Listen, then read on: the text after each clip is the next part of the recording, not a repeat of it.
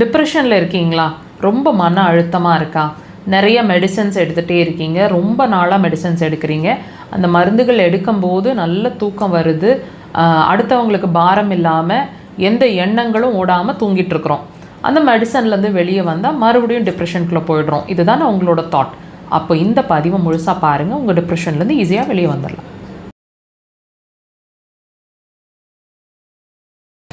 நீங்கள் எடுத்துகிட்ருக்கக்கூடிய உங்கள் மருந்துகள் அப்படிங்கிற ஒரு விஷயம் உங்கள் டிப்ரெஷனை மாற்றுதா அல்லது சரி பண்ணுதா? யோசிச்சு பாருங்கள். இதை கண்டினியூஸாக எடுத்துகிட்டு இருக்கீங்க, அதுலேருந்து நீங்கள் வெளியே வந்துட்டிங்களா? எப்போ வெளியே வர போகிறீங்க? இதையும் யோசிச்சு பாருங்கள். இப்போது இந்த டிப்ரெஷன் அப்படிங்கிற ஒரு விஷயம் இப்போ ரீசன்ட் டைமில் ரிசர்ச்சர்ஸில் என்ன கண்டுபிடிச்சிட்ருக்காங்க அப்படின்னா, இது மன ரீதியான பிரச்சனை இல்லை, இது கட் சம்மந்தமான பிரச்சனை, அதுதான் மனசு டிப்ரெஷனுக்குள்ளே கொண்டு போகுது அப்படிங்கிற மாதிரி லேட்டஸ்ட்டாக நிறைய அப்டேட்ஸ் வந்துகிட்டே இருக்குங்க.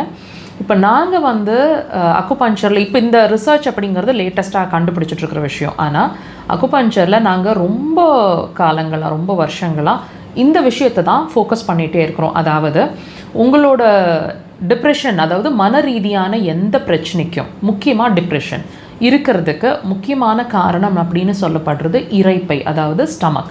நீங்கள் நல்லா வாட்ச் பண்ணி பாருங்கள்.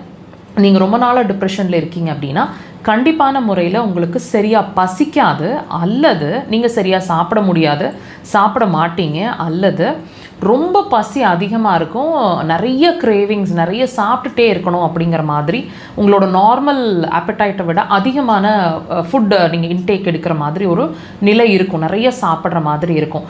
இந்த டிஃப்ரென்ஸே நீங்கள் ஒரு சின்ன விஷயத்துலேயே நீங்கள் தெரிஞ்சுக்கலாம் உங்களோட டிப்ரெஷனுக்கும் உங்களோட இரைப்பைக்கும் சம்மந்தம் இருக்குதுன்னு. அது மட்டும் இல்லைங்க, நிறைய அதாவது டிப்ரெஷனில் இருக்கிறவங்கள மேக்ஸிமம் பார்த்தீங்கன்னா ஐபிஎஸும் கூடவே இருக்கும், இரிட்டபிள் பவல் சிண்ட்ரோம்னு சொல்கிறது.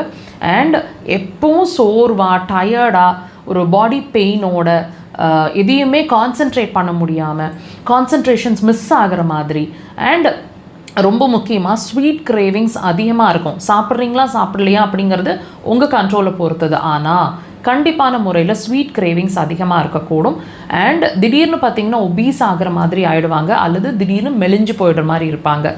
ஸோ இது எல்லாமே நீங்கள் ஒன்றோட ஒன்று சம்மந்தப்படுத்தி பாருங்கள். உங்களோட டிப்ரெஷன்லேருந்து நீங்கள் பெர்மனெண்ட்டாக வெளியே வரணும் அப்படின்னு நினைக்கிறீங்க, மெடிசன்ஸ் இல்லாமல் அப்படின்னா கண்டிப்பான முறையில் உங்களோட ஹெல்த் பாயிண்ட் ஆஃப் வியூ, அதாவது உங்களோட இரைப்பை நீங்கள் ட்ரீட் பண்ணிக்கணும். அக்குபஞ்சர் அதுக்கு சிறந்த தீர்வு. கண்டிப்பாக ட்ரை பண்ணுங்கள், ரிசல்ட்ஸ் ஃபாஸ்ட்டாக தெரியும்.